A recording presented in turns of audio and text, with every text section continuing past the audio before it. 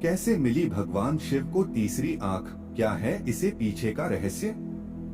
भगवान शिव की तीसरी आंख के बारे में सभी जानते हैं कि जब जब भोलेनाथ ने अपनी तीसरी आंख खोली है तब तब सृष्टि का विनाश हुआ है, या फिर ये भी कहा जा सकता है कि भगवान शिव अपनी तीसरी आंख अधिक क्रोधित होने पर ही खोलते हैं।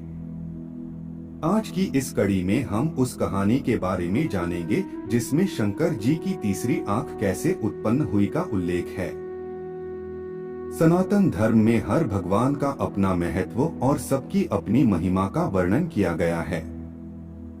कुछ अति दुर्लभ तो कुछ अत्यंत सौम्य स्वभाव के बताए गए हैं। साथ ही उनसे जुड़ी कहानी के बारे में भी पढ़ने और सुनने को मिलता है।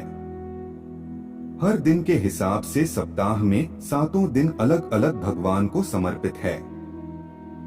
सोमवार को भगवान शिव का दिन माना जाता है। भगवान शिव से जुड़ी कई रोचक कहानियां पढ़ने और सुनने को मिलती है। आज डॉट की इस कड़ी में हम उस कहानी के बारे में जानेंगे जिसमें शंकर जी की तीसरी आंख कैसे उत्पन्न हुई का उल्लेख है। नमस्कार दोस्तों, धर्मत वीडियो में आप सभी का स्वागत है।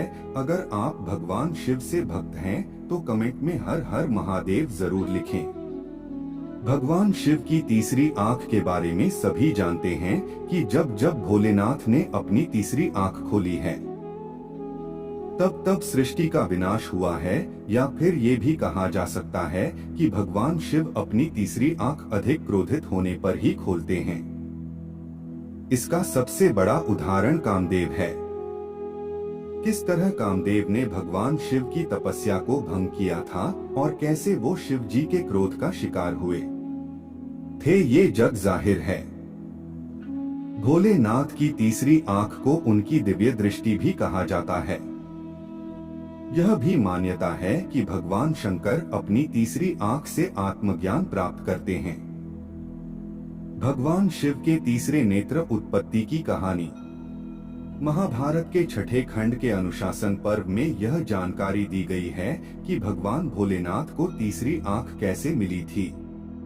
पौराणिक कथा में उल्लेख है कि एक बार भगवान शिव और माता पार्वती के बीच हुई बातचीत के बारे में नारद जी बताते हैं। इसी बातचीत में 3 आंखों का रहस्य छिपा है। इस कहानी के बारे में नारद जी बताते हैं कि एक बार की बात है, भगवान शिव हिमालय पर्वत पर एक सभा कर रहे थे जिसमें सभी देवता, ऋषि मुनि और ज्ञानीजन उपस्थित थे। तभी उस सभा में माता पार्वती आईं और उन्होंने अपने मनोरंजन के लिए खुद के दोनों हाथों को भगवान शिव की दोनों आंखों पर रख दिए। जैसे ही माता पार्वती ने भगवान शिव की आंखों को ढका, सृष्टि में अंधेरा हो गया। ऐसा लगा मानो सूर्य देव की कोई अहमियत ही नहीं है। इसके बाद धरती पर मौजूद सभी प्राणियों में खलबली मच गई। संसार की ये हालत देखकर भगवान शिव व्याकुल हो उठे और उसी समय उन्होंने अपने अपने माथे पर एक ज्योतिपुंज प्रकट किया जो भगवान शिव की तीसरी आंख बनकर सामने आई। बाद में माता पार्वती के पूछने पर भगवान शिव ने उन्हें बताया कि अगर वो ऐसा नहीं करते तो संसार का नाश हो जाता, क्योंकि उनकी आंखें ही जगत की पालनहार हैं।